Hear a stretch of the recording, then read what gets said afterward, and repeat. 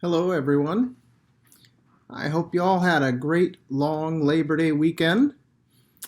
Um, I want to talk a little bit about Labor Day today. Labor Day is an interesting holiday. For most Americans today, Labor Day is about marking an unofficial end to summer with barbecues and pool parties and all kinds of other fun activities for us to do. But the Labor Day holiday is really about more than that.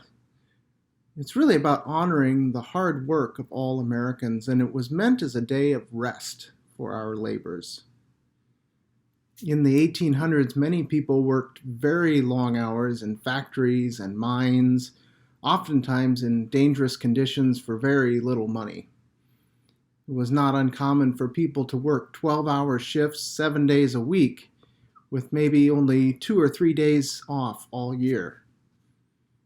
Even young children sometimes worked in these places and made even less money than the adults did. Their jobs were much harder and more dangerous than the chores that most kids are asked to do today, like cleaning your room or taking out the trash. Some of these workers eventually joined what's called unions, which were organized groups of workers created to look out for their members.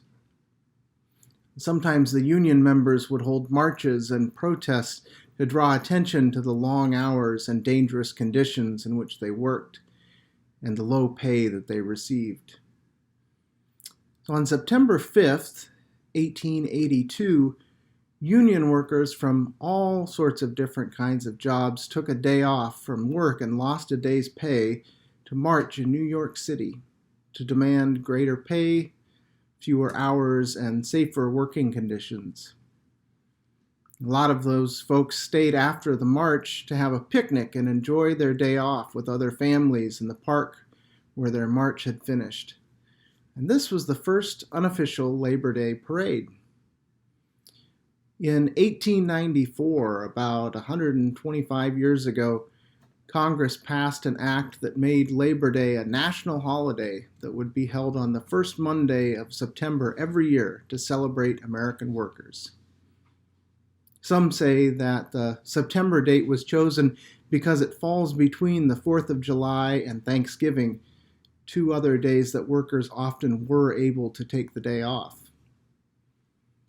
Now, working conditions have greatly improved in the United States since the 1800s, but we still have a long way to go before all workers are treated with the dignity and respect that they deserve. And this is especially true in other parts of the world that don't have very many labor laws to protect workers. The idea of giving people a rest from their work and treating workers with dignity and respect can be found in the Bible. The idea of a Sabbath day or a day of rest was and is very important to the Jewish people and is actually one of the Ten Commandments. In Exodus 20, we read, "Remember the Sabbath day and keep it holy. 6 days you shall labor and do all your work, but the seventh day is a Sabbath day. You shall not do any work. The Lord blessed the Sabbath day and consecrated it." And this Sabbath commandment isn't just some rule made to please God. Jesus says in Mark's gospel that the Sabbath was made for humankind and not humankind for the Sabbath. It's meant to benefit all of us. It's a time for us to relax and rest and appreciate that life is more than just what we do for work or the things that we make and buy. So I hope that this Labor Day you were all able to rest and that your parents and your family members were able to rest. It's important for us to remember that all people should be given the opportunity to rest from their labors.